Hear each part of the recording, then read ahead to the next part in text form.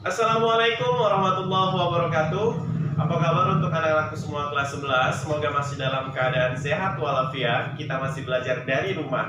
Baik, kembali lagi bersama saya Bapak Mahmudi Pradiesos dalam pelajaran sosiologi. Sosiologi mengasyikkan.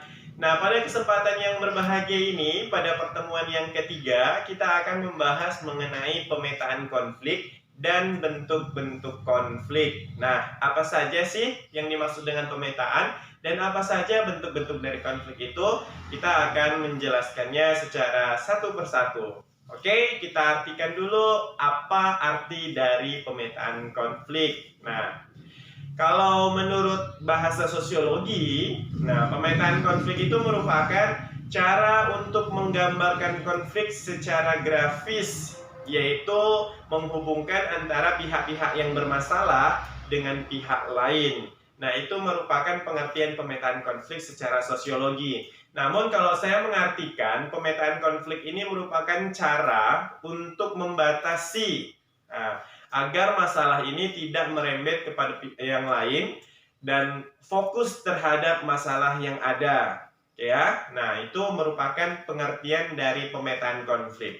Nah, di dalam pemetaan konflik ini terdapat dua ahli yang memberikan tanggapannya terhadap pemetaan konflik atau membagi pemetaan konflik menjadi beberapa hal. Nah, yang pertama ahli tersebut bernama Hug.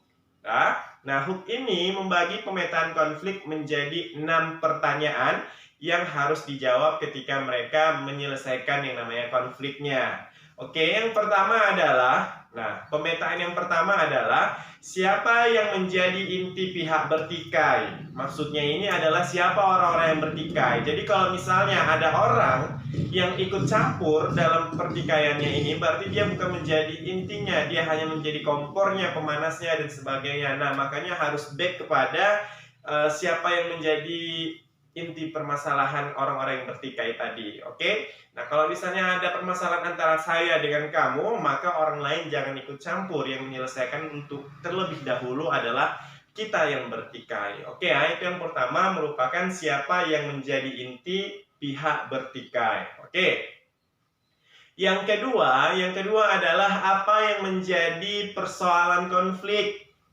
Nah, jadi kalau seandainya permasalahan antara saya dengan kamu mengenai kamu jarang mengerjakan tugas, ya sudah, konfliknya itu ya situ saja. Pembahasan untuk penyelesaian konfliknya itu aja, jangan ke yang lain-lain. Kalau seandainya merembet ke yang lain, makin melebar nanti ke masalahnya, makin lebar nanti permasalahannya, konflik dan sebagainya. Makanya harus kita batasi dengan yang menjadi konflik, itulah yang kita selesaikan. Nah, itu yang kedua. Nah, yang ketiga, apa hubungan antara pihak-pihak yang bertikai? Nah, ini tadi kalau seandainya ada orang yang ikut campur dalam pertikaian, hubungan kamu dengan orang yang bertikai itu apa? Nah, jadi kalau misal kamu memang tidak ada hubungannya, ya nggak usah ikut campur. Contoh nih, misalnya orang-orang yang ada hubungan. Nah, kamu bertikai dengan saya, kemudian orang tua kamu tidak terima dan orang tua kamu menjumpai saya. Nah, itu berupa dianya berarti memiliki hubungan dengan kamu. Namun kalau seandainya kamu bertikai dengan saya, kemudian yang ikut campur itu adalah tetanggamu, nah itu berarti tidak ada hubungan gitu ya. Nah, berarti kita harus memfokuskan. Oke, nah itu merupakan yang ketiga. Yang keempat, apa persepsi penyebab dari sifat konflik di antara pihak-pihak yang bertikai? Ya, penyebabnya itu apa? Nah, kita harus mengetahui penyebab dalam konflik tersebut supaya kita bisa menyelesaikan konfliknya. Oke ya? Itu yang keempat. Yang kelima, apa perilaku akhir-akhir ini pihak yang bertikai? Nah, jadi kalau seandainya nih kamu mengerjakan tugas dengan sejalan, ya kan, maka tidak akan ada permasalahan dengan saya. Tapi kalau kamu udah nggak pernah ikut belajar, nggak pernah ikut mengerjakan tugas dan sebagainya, nah berarti kan kalian membuat konflik dengan saya. Nah, itu adalah perilaku kalian. Nah, disebabkan oleh apa? Mungkin karena HP, mungkin karena bermalas-malasan, karena mungkin pacaran dan sebagainya. Itu merupakan perilaku akhirnya. Oke ya. Nah, yang keenam adalah siapa pemimpin pihak yang bertikai. Nah, kalau ini merupakan contoh dari pertikaian antara kelompok ya. Nah, atau konflik secara kelompok, maka ada orang yang menjadi pimpinan dalam pertikaian tersebut. Nah, pertikaian antara dua kelompok yang berbenturan. Oke, itu merupakan pemetaan konflik menurut Hooke. Nah, selanjutnya selain Hooke ini terdapat ahli lain yang mengartikan atau memberikan pemetaan konflik, yaitu Abdillah. Nah, Abdillah. Nah, Abdillah ini membagi konflik itu atau membagi pemetaan konflik itu menjadi beberapa bagian. Yang pertama yaitu search. Nah, search ini adalah sumber konfliknya. Nah, sumbernya itu dari mana? Konflik itu berasal dari mana? Oke. Kemudian yang kedua adalah issues. Nah, issues ini adalah isu-isu yang terjadi dalam konflik. Nah, yang ketiga adalah parties. Nah, parties ini adalah pihak-pihak yang bertikai. Nah, kemudian yang keempat adalah attitudes. Nah, attitudes merupakan sikap. Kemudian selanjutnya adalah behavior. Nah, behavior ini merupakan perilaku atau tindakannya. Selanjutnya ialah intervention, campur tangan pihak lain. Dan yang terakhir adalah outcome, hasil dari konflik tadi, hasil dari yang kita petakan tadi. Oke, nah itu merupakan bentuk pemetaan konflik menurut Abdillah. Oke, itu dia pembahasan kita mengenai pemetaan konflik. Nah, selanjutnya yang akan kita bahas ialah bentuk-bentuk konflik. Nah, kalau kita bahas mengenai bentuk-bentuk konflik, juga terdapat dua ahli yang memberikan pandangannya mengenai bentuk-bentuk konflik. Nah, yang pertama ialah Louis Althusser. Nah, apa yang dibagi oleh Louis Althusser mengenai konflik ini? Nah, Louis Althusser membagi konflik menjadi dua bagian. Yang pertama ialah konflik realistis, yang kedua ialah konflik non-realistis. Nah, apa yang dimaksud dengan konflik realistis dan konflik non-realistis? Nah, konflik realistis adalah konflik yang berasal dari kekecewaan individu atau kelompok terhadap sistem dan tuntutan yang terdapat dalam hasil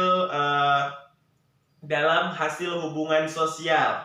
Oke, itu merupakan pengertian bentuk realistis.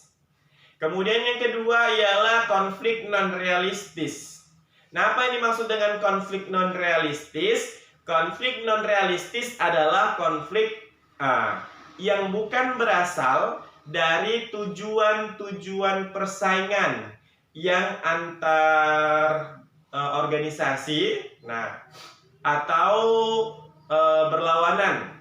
Nah, melainkan dari kebutuhan pihak-pihak tertentu untuk meredakan ketegangan. Nah, itu merupakan pengertian bentuk non-realistis. Oke ya. Selanjutnya, selain Louis Althusser, Ralph Dahrendorf juga membagi konflik. Nah, bentuk konflik menurut Ralph Dahrendorf ini ada 4. Yang pertama adalah konflik antara peran-peran sosial. Nah, contohnya gini. Dalam satu buah keluarga, orang tua memiliki peran ganda. Ayah selain dari kepala rumah tangga misalnya, dia menjalankan peran lain. Contohnya dia sebagai guru, otomatis ada 2 peran ganda. Yang pertama menjadi guru, yang kedua menjadi orang tua. Nah, ini merupakan pasti akan muncul yang namanya konflik-konflik yang akan terjadi dari peran yang dijalankan. Oke? Nah, kemudian yang kedua yaitu konflik antara kelompok sosial. Nah, konflik antara kelompok sosial ini saya contohkan adalah pertikaian antara kedua kelompok. Oke? Nah, yang ketiga adalah konflik antara kelompok-kelompok yang terorganisasi dan yang tidak terorganisasi. Tidak jauh berbeda dengan kelompok sosial yang pertama, namun yang ini lebih terorganisasi, ya. Nah, lebih terorganisir, lebih terencana dan sebagainya. Oke? Dan yang terakhir adalah konflik antara satuan nasional. Contohnya konflik yang terjadi perpolitikan misalnya gitu. Kemudian perang antar negara. Nah, ini merupakan bentuk-bentuk konflik menurut Ralph Dahrendorf. Nah, cukup sekian pembahasan kita hari ini mengenai pemetaan konflik dan bentuk-bentuk konflik. Untuk itu, tetap terus belajar, tetap semangat belajar. Semoga kita segera beralih kepada pembelajaran kita yang semula. Waalaikumsalam, saya akhiri. Assalamualaikum warahmatullahi wabarakatuh.